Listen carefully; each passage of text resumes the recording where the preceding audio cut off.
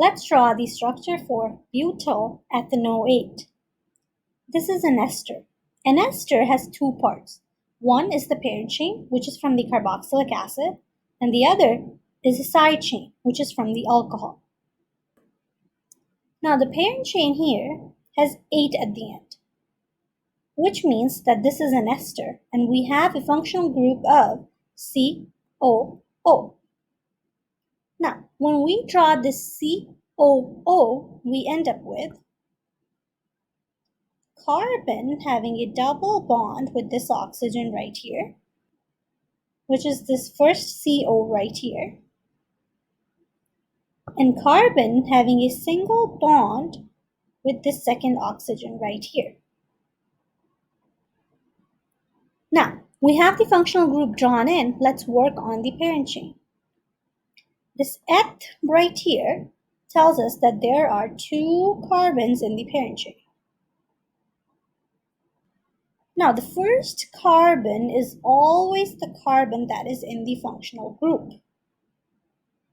So we're going to draw one more carbon because we need 2 carbons in total.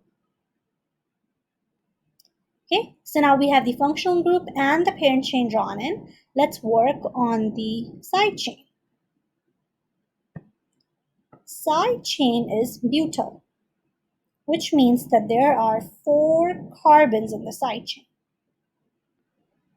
And the side chain always attaches with this oxygen right here.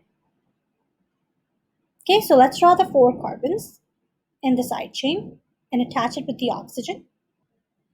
So 1, 2, 3, 4. Okay, so let's number these carbons. We have 1, second carbon here, third carbon here, and the 4th carbon here. So this is the side chain. Since we are drawing a line structure, we don't really need to write out the C here for carbon.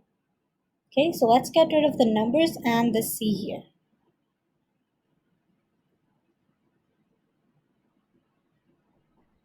So this is the structure for butyl ethanoate.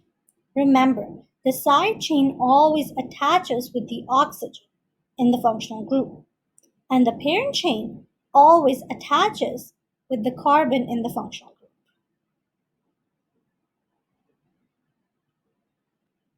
Thank you for watching, and don't forget to subscribe to my channel.